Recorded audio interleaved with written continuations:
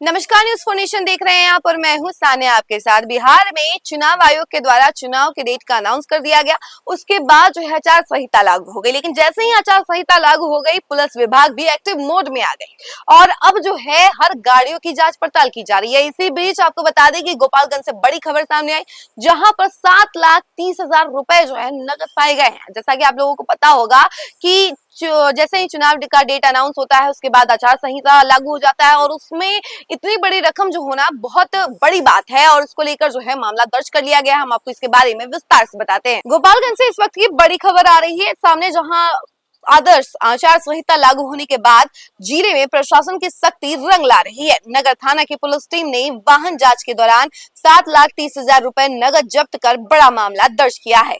घटना देर रात नगर थाना क्षेत्र में हुई। थाना प्रभारी प्रवीण कुमार प्रभाकर के नेतृत्व में वाहन जांच अभियान चलाया जा रहा है। इसी दौरान एक संदिग्ध वाहन को रोककर तलाशी ली गई तो उसमें भारी मात्रा में नकदी बरामद हुई। वाहन चालक नकदी के स्रोत के बारे में संतोषजनक जवाब नहीं दे सका। इसके बाद पुलिस ने वाहन को भी जब्त कर लिया। एसपी अवधेश दीक्षित के मामले की पुष्टि करते हुए बताया कि निर्वाचन आयोग के दिशा निर्देशों के तहत बड़े नकदी लेन देन पर रोक है और जिले में हर संदिग्ध गतिविधि पर सख्त निगरानी रखी जा रही है। उन्होंने स्पष्ट किया कि यदि यह रकम वैध पाई गई तो उचित कार्रवाई होगी, लेकिन यदि किसी गैर कानूनी या चुनावी गतिविधि से जुड़ी मिली तो सख्त कानूनी कदम उठाए जाएंगे।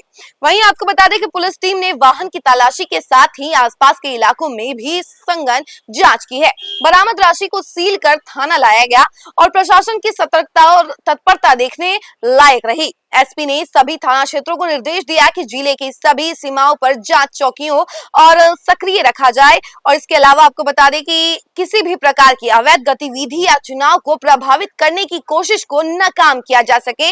इस कार्रवाई ने स्पष्ट संदेश दिया कि गोपालगंज प्रशासन पूरी तरह से अलर्ट मोड में है। चुनावी मौसम में ऐसी कार्रवाई यह दिखाती है कि किसी को भी चुनाव प्रक्रिया में गड़बड़ी करने या अवैध तरीके से धन ले जाने की छूट नहीं होगी।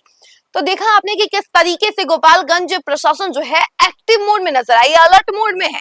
और जैसे ही गाड़ी पास कर रही थी उनके पास से तो गाड़ी को पहले तो रोका गया। उसके बाद जब पूछताछ की गई कि आपके पास इतना बड़ा रकम आया कहां से, 7,30,000 रुपए आपके पास कैसे आए, तो जैसे ही उनको जांच पड़ताल करने के लिए बात पूछी गई तो वो जो है स्पष्टीकरण नहीं दे पाए, क्लियर बात नहीं कह पाए कि आखिर उनके पास 7,30,000 रुपए क्या कर रहे हैं। जिसके बाद से पुलिस प्रशासन ने उन्हें गिरफ्तार कर लिया और उनसे पूछताछ के लिए जो है उन्हें थाने लेकर गए। उसके अलावा गाड़ी जो थी वो भी जब्त कर ली गई। आपको बता दें कि चुनाव आयोग के द्वारा साफ तौर पे कहा जाता है कि आचार संहिता जब लागू हो जाए तब सभी प्रत्याशियों का जो लिमिट है वो दायरा सेट कर दिया जाता है कि 40 लाख रुपए ही उन्हें चुनाव को लेकर खर्च करने, इससे एक भी रुपए ज्यादा खर्च नहीं होने चाहिए।